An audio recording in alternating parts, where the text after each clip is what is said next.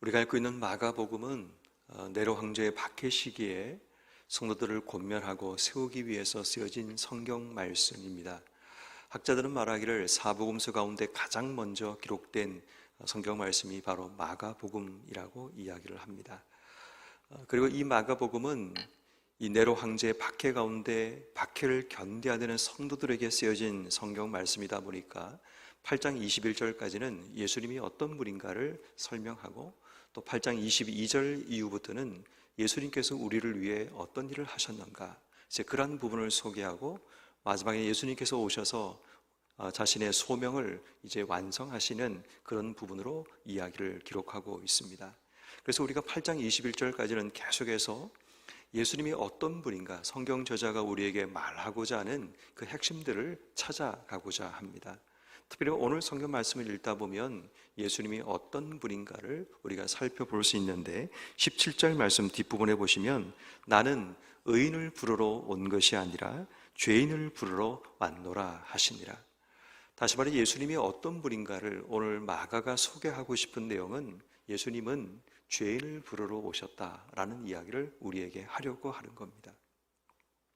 그래서 오늘 본 말씀의 시작을 보면 14절 말씀에 지나가시다가 알페오의 아들 레위가 세관에 앉아 있는 것을 보시고 이르시되 나를 따르라 하시니 라고 말을 합니다. 죄인을 부르러 오셨는데 그 당시에 죄인이라고 손가락질을 받고 있던 레위라는 사람을 주님이 지나치지 않으시고 지나가시다가 그를 주목하시고 그를 불렀다라는 말씀을 주목해야 합니다. 다시 말해 주님께서는 이 땅 속에 왜 오셨는가? 우리 같은 죄인을 부르러 오셨는데 그 당시에 가장 많은 사람들에게 손가락질을 받고 천대받던 바로 이 세리 같은 자를 부르러 오셨다는 것을 우리에게 말씀하고 있는 겁니다.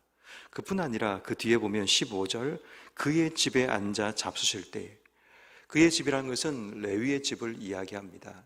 세리 레위가 너무 주님을 만난 것이 기쁘고 즐거워서 자신의 집에 주님을 초대하게 됩니다. 그런데 그 자리에 많은 세리와 죄인들이 함께 앉아 있게 됩니다. 왜냐하면 그러한 사람들이 많이 있어서 예수를 따르미러라, 이들도 예수를 따르기 위해서 왔다는 것을 말하고 있는 겁니다. 예수님께서 죄인을 부르러 오셨다는 그 말씀을 이루시기 위해서 레위의 집에 들어가시고 또 수많은 죄인과 같은 또 세리와 같은 자들을 함께 먹으시면서 하나님 나라의 도를 설명하시는 그런 내용들을 보게 됩니다. 다시 말해 이 말씀에 읽는 성경의 수신자들은 아마도 그런 마음이 들었을 겁니다. 그래, 그렇지. 비록 우리가 박해와 고통 가운데 있지만 우리를 위해 오신 예수님을 이 말씀을 읽으면서 느낄 수 있다는 거죠. 어떤 마음이 있을 때, 내가 죄인이라는 생각이 있을 때, 내가 늘 하나님 앞에 죄인이라는 의식을 가지고 살아갈 때 죄인인 나를 부르러 오셨다라는 그 믿음, 그 확신이 우리 속에 있게 되는 겁니다. 그런데 문제는 자신이 죄인이라는 생각이 없는 그런 사람들은 이 예수님이 오신 것이 또 예수님이 하시는 일이 못마땅한 거죠. 그래서 그 다음 절에 16절 말씀에 보면 이 바리새인의 서기관들이 예수께서 죄인과 세리들과 함께 잡수신 것을 보고 그의 제자들에게 이르되 어찌하여 세리와 및 죄인들과 함께 먹는가라고 이야기를 합니다. 여기서 세리 및 죄인이라고 얘기할 때 다시 말해 이 바리새인이었던 서기관은 자신은 이 무리에 속하지 않는다라는 이야기를 하는 겁니다. 내가 하나님 앞에 죄인이라는 사실을 인지하지 못하는 인생은 예수님이 이 땅 속에 왜 오셨는지 그 이유를 알지 못하니까 예수가 하는 일이 마음에 들지 않고 예수님이 가시는 곳이 마음에 들지 않고 예수님이 앉아있는 장소가 그들은 비난거리가 될 수밖에 없다라는 겁니다. 다시 말해 예수님께서 이 땅 속에 왜 오셨는가를 알지 못하면 우리 인생은 자주 이 바리새인이었던 서기관처럼 인생의 삶을 살아가게 되는 겁니다. 예수님이 앉아있는 자리가 이해가 되지 않고 예수님이 하시는 일이 이해가 되지 않고 예수님과 함께 다니는 사람들이 마음에 들지 않는 겁니다. 그런데 그 문제가 뭐냐면 이 바리새인인 서기관이 그렇게 하는 그 중심에는 자신이 알고 있던 율법적인 지식과 성경 말씀이라는 게 문제인 겁니다. 하나님 말씀을 알고 있고 그 말씀을 배웠고 그 말씀이 자신에게 능력이 되었던 이 서기관이 하나님 말씀 때문에 그들이 예수를 보지 못한다는 거죠. 왜? 하나님 말씀에 비춰볼 때 자신이 깨끗해 보이거든요. 하나님 말씀에 비춰보면 하나님 말씀을, 율법을 기억하고 율법을 지키며 살려고 하는 그들의 삶이 의로워 보이는 그런 일들이 일어나기 때문인 거죠. 분명히 죄인을 부르러 오셨는데 나는 죄인이라는 생각을 가지고 있지 않던 이 바리새인은 예수님이 나와 아무런 상관이 없는 존재가 되고 말았다는 겁니다. 혹 우리의 삶은 어떠합니까? 나는 하나님 보시기에 죄인이라는 그 마음을 갖고 계십니까? 그래서 나를 부르기 위해서 이 땅에 오셨다라는 그 사실을 확신하고 믿음으로 주신 삶을 살고 계십니까? 아니면 이 바리새인이었던 서기관처럼 그 주님의 오신 것이 나와는 전혀 상관이 없는 그런 일로 생각하며 주님의 앉으신 자리, 하시는 말씀, 주님의 행하시는 모든 일들이 내 삶에는 불만과 분노의 거리가 되는 그런 삶을 살고 있지는 않으십니까? 그리고 이제 사건은 18절 이하의 금식 사건으로 바뀌어집니다. 그런데 제가 보기에는 이 모든 사건이 다 연결되어 있습니다. 또다시 사람들이 와서 18절 말씀에 묻습니다. 요한의 제자들과 바리새인의 제자들은 금식하는데 어찌하여 당신의 제자들은 금식하지 않습니까? 라고 얘기합니다. 그때 19절 말씀에 예수께서 하시는 말씀이 혼인집 손님들이 신랑과 함께 있을 때는 금식할 수 있느냐? 신랑과 함께 있을 동안에 금식할 수 없느니라 라는 말씀을 합니다. 저는 이 말씀을 묵상하면서 왜 갑자기 죄인을 부르러 오셨다는 말씀을 하시다가 이 혼인집 이야기를 하실까라는 생각이 들었습니다. 그리고 언뜻 제 머릿속에 스치고 지나는 한 생각은 죄인을 부르러 오신 예수님께서 그 죄인들을 불러서 뭘 하기 원하시는가, 여기에 대한 답을 주시기 위한 말씀이 여기에 있다라는 생각이 들었습니다. 왜 죄인들을 부르실까요? 이유는 한 가지입니다. 그들을 신부로 삼아 혼인잔치에 데려가기 위함이라는 겁니다.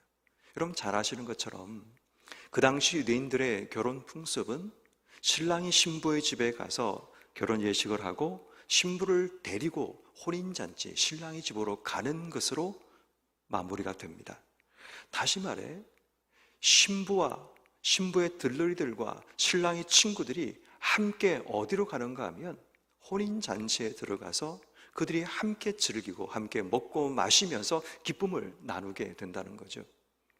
왜 주님께서 죄인들을 부르러 오셨는지 그 이유는 다른 것이 아니라 이 죄인들을 불러서 그들의 신부로 삼으셔서 혼인잔치에 함께 들어가서 주님과 함께 기쁨과 은혜를 나누게 하기 위한 목적이 있음을 보게 되는 겁니다. 그래서 주님, 신랑이신 주님이 계시는데 금식할 이유가 뭐가 있느냐? 신랑을 빼앗기고 나면 그때 가서 금식해야 되는 거지. 지금은 신랑과 함께 있고 이 혼인잔치가 그들 인생 가운데, 다시 말해 하나님 나라가 그들 인생 가운데 시작되었는데 그들이 지금 금식하며 슬퍼할 이유가 없다라는 말씀을 하는 겁니다. 죄인들을 부르셔서 하나님의 궁극적인 목적은 하나님 나라를 그 안에 세워주시기 위함이라는 거죠. 이게 주님께서 이 땅에 오신 목적, 주님이 누구이신가? 죄인을 부르셔서 하나님 나라를 세워가시는 분이라는 것을 우리에게 말씀하고 있습니다.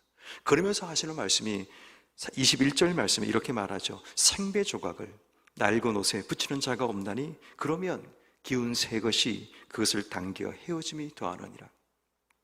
아마도 이 말씀을 들었을 때 사람들이 그 말씀을 잘 이해하지 못했을 겁니다. 그래서 한 번 더 주님께서 반복해서 말씀하십니다. 새 포도주를 낡은 가죽 부대에 넣는 자가 없나니, 말을 그렇게 하면 새 포도주가 부대를 터뜨려 포도주와 부대를 버리게 되느니라. 주님께서 하시고 싶은 말씀은 이겁니다. 오직 새 포도주는 새 부대에 넣어야 하느니라. 자, 그런데 주님께서 죄를 부르러 오셨는데 그 죄인들이 죄인의 방식과 습관을 가지고 살아가면 안 된다는 말씀을 하시는 겁니다. 비록 이전에 너희의 삶이 죄인이었던 옛 습관을 가진 낡은 부대와 같은 그런 인생의 삶을 살았다면 새 포도주와 같은 생명의 복음이신 예수를 만나게 되면 너희들의 과거의 모든 습관들과 모든 삶을 버리고 새 부대와 같이 새로운 삶으로 서야지만 하나님 나라에 설 수 있음을 말씀하고 있습니다. 저는 이 말씀을 읽으면서 되게 감동이었습니다. 우리 같은 죄인을 부르러 오셔서 그냥 죄인의 모습을 수많은 사람들은 비난하고 정죄하는데 주님을 따를 수 있는 은혜를 우리에게 허락하시고 주님과 함께 먹을 수 있는 은혜도 우리에게 허락하셨고 또 나아가서 주님과 함께 머물 수 있는 혼인잔치 하나님 나라를 우리에게 주시면서 그 나라에 살아가는 우리의 삶이 되기 위해서 우리가 새 부대를 준비해야 된다는 이 말씀이 오늘 이 시대를 살아가는 우리에게도 동일하게 주시는 하나님 말씀이라는 생각을 하게 됩니다. 그렇다면 여러분, 오늘 우리는 어떻게 주어진 삶을 살아가야 할까요? 정말 주님이 죄를 부르러 오신 주님이라면 오늘 우리는 이 땅 속에 어떤 삶을 살아야 될까요? 첫 번째는 레위처럼 주님을 따르는 결단이 필요합니다. 나를 부르기 위해서 주님이 오셨다면 우리의 삶은 주님을 따라가는 결단이 필요하다는 거죠. 주님이 나를 부르신다면 그 부르심의 방법이 다를 수 있습니다. 어떤 사람은 직접 하나님의 음성을 주시는 분이 있는가 하면 어떤 사람은 누군가의 입을 통해 나를 부르시기도 하고 어떤 상황을 통해 하나님 나를 부르시기도 한다는 겁니다. 중요한 것은 주님을 따를 수 있느냐라는 겁니다. 여기서 따르다라는 이 단어의 원어를 보면 함께 가다, 뒤따라 가다라는 뜻을 가집니다. 주님과 함께 갈 수 있는가라는 겁니다. 내가 원하는 방식으로, 내가 원하는 길로, 내가 원하는 삶을 사는 것이 아니라 주를 따라간다는 말은 주님과 함께 가기 위해서 보폭을 맞추고 주님이 가시는 그 길 방향을 따라 내 삶이 뒤따라가는 삶을 사는 것, 이게 바로 함께 주님을 따라가는 삶이라는 겁니다.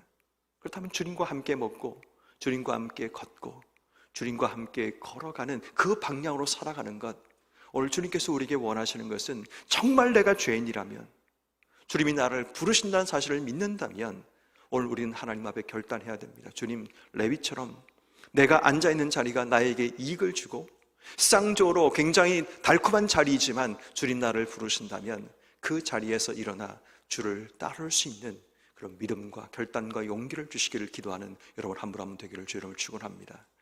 두 번째는 주님께서 우리를 부르게 오셨는데 문제는 내가 죄인이 아니라고 믿고 있는 이 바리새인인 서기관처럼 인생의 삶을 살지 않기 위해서 기도해야 됩니다. 내가 죄인이라는 사실을 알지 못하고 인생의 삶을 살면 이 서기관처럼 우리는 살 수밖에 없습니다. 주님이 하시는 일이 이해가 되지 않습니다. 주님이 나를 이끌어가는 방식도 이해가 되지 않습니다. 주님이 앉아 계시는 것도 마음에 들지 않습니다. 주님이 하시는 말씀도 이해가 되지 않습니다. 자꾸만 주의 말씀이 내 마음속에 걸림이 되고 자꾸만 부딪히게 된다면 혹시 나는 죄인이라는 생각을 가지지 못하고 바리새인처럼 서기관처럼 내가 알고 있는 성경 지식이 내가 죄인이 아니라는 포장을 하게 만들어서 어쩌면 주님과 상관없는 인생의 삶을 살아가게 할 수도 있다는 사실을 기억해야 하는 겁니다. 그러므로 오늘 우리가 하나님께 기도할 때 이 바리새인인 서기관처럼 죄인이 아니라는 주님이 나를 부르러 왔다는 사실을 알지 못해서 하나님과 상관없는 인생의 길을 걸어가는 안타까운 삶을 살지 않기 위해서 늘 내 삶이 순간순간마다 하나님 앞에 내가 죄인이고 나를 부르기 위해 오셨던 주님 그 사실을 기억하는 우리의 삶이 되게 해주시기를 기도해야 합니다. 이 의식이 한순간이라도 없어지는 순간 우리는 내 마음대로 내 뜻대로 내가 원하는 삶을 추구하며 인생의 삶을 살 수밖에 없다라는 것, 우리가 알고 있는 하나님 말씀의 지식이, 우리가 알고 있는 이 믿음이 우리에게 교만이 되어서 마치 내가 처음부터 의로운 사람이 된 것처럼 나는 거룩한 사람인 것처럼 착각하지 말고 늘 하나님 앞에 내가 부족하고 연약함을 고백하며 하나님 나에게 구원과 은혜를 주시기를 기도하는 여러분 한 분 한 분 되기를 주님을 축원합니다. 마지막 세 번째, 주님께서 우리를 부르러 오셨다면 오늘 우리에게 새 부대를 요구하십니다. 내가 죄인이었고 죄인인 우리를 부르셔서 주님께서 원하시는 것은 신부를 삼기 원하신다면 우리 신부의 옷을 입어야 되는 거죠. 그게 바로 새 부대입니다. 옛 습관과 옛 방식을 고수하며 인생의 삶을 살면 안 되는 거죠. 새 포도주를 담기 위해서는 내가 새 부대가 되어야 되는 겁니다. 2024년 이 한 해를 시작하면서 이전의 방식과 이전의 생각들을 내려놓아야 됩니다. 이전에 내 삶에 유익을 주었던 방식이었을지라도 그러나 새롭게 하나님 내게 주시는 말씀을 받기 위해 준비하지 않으면 우린 자꾸만 옛날 그 옛 부대를 가지고 과거의 낡은 부대를 가지고 자꾸만 하나님 앞에 서려고 하다 보면 하나님 말씀이 담겨지지 않는 겁니다. 하나님이 주시는 그 마음이 내 속에 담겨지지 않는 삶을 살게 되는 겁니다. 과거에 어떻게 했든 중요하지 않습니다. 2024년 이 한 해 하나님이 우리에게 주시는 마음, 하나님께 우리에게 준비하기 원하는 그 부대를 준비해서 하나님을 담고 또 교회를 담고 또 하나님의 뜻을 담아 우리의 삶 속에 주의 영광이 내 삶을 통해 펼쳐지는 복된 삶이 될 수 있도록 기도하는 2024년 이 한 해가 되기를 주의 이름으로 축원합니다.